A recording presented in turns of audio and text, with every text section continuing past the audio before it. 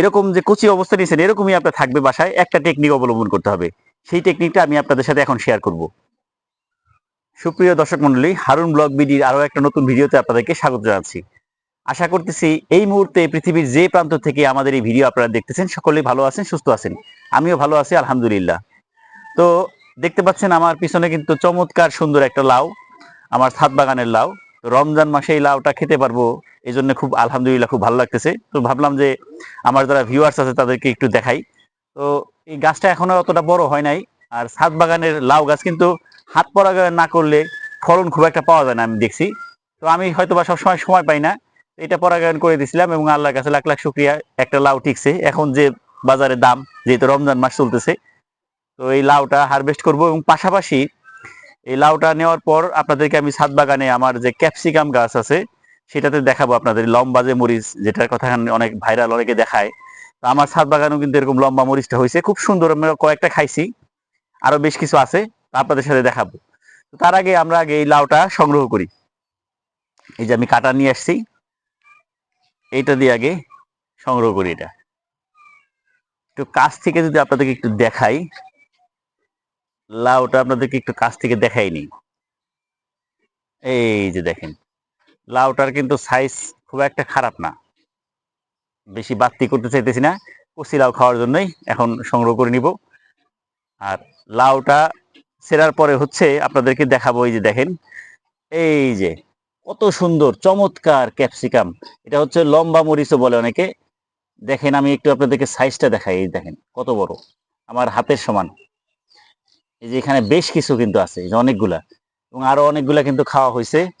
আর পাশাপাশি এইখানে এই যে এটা হচ্ছে চেরি যে টমেটো, সেটা চেরি টমেটো কিন্তু পাকতেছে, অল্প অল্প করে পাকতেছে, অল্প অল্প করে আমরা সংগ্রহ করতেছি।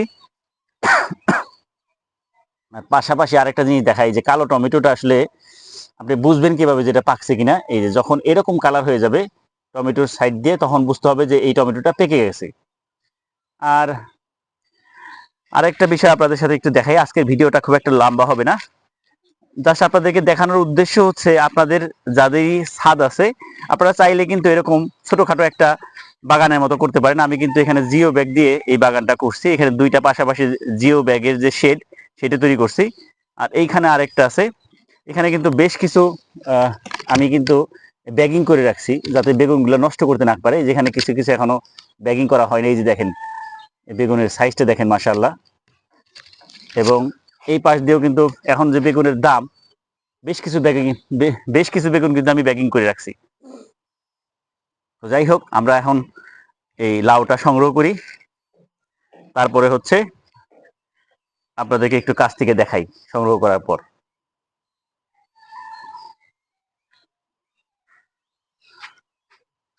আসলে নিজের গাছের লাউ, নিজে ফলানো লাউ সংগ্রহ করতে পারা, এটার একটা অন্যরকম আনন্দ আছে। বিসমিল্লাহির রহমানির রহিম। এই যে দেখেন কত চমৎকার একটা লাউ সংগ্রহ করলাম ছাদ বাগান থেকে। আর এই লাউ এর ব্যাপারে আমি একদিন বাজার থেকে এই টেকনিকটা শিখছি, আপনাদের সাথে একটু শেয়ার করে রাখি। সেটা হলো, অনেক সময় যখন দেখবেন যে বাজারে লাউয়ের দাম কম, আপনি দুই তিনটা লাউ নিয়ে আসলেন এবং এইভাবে বাসায় রেখে দিলে দেখবেন যে প্রথমটা খেতে যেরকম কচি ছিল, আপনি কচি দেখে কেনার পরেও 5-7 দিন পরে যখন খাবেন সেই লাউটা দেখবেন একটু বাড়তি হয়ে গেছে, ভালো লাগবে না। তো মুরব্বীকে জিজ্ঞেস করলাম, যে আমি তো ওনার কাছে দুই তিনটা লাউ কেনার সময় উনি বললেন যে লাউ যদি কখনো দুই তিনটা একসাথে নেন, এরকম যে কচি অবস্থা নিয়েছেন এরকমই আপনার থাকবে বাসায়, একটা টেকনিক অবলম্বন করতে হবে। সেই টেকনিকটা আমি আপনাদের সাথে এখন শেয়ার করব।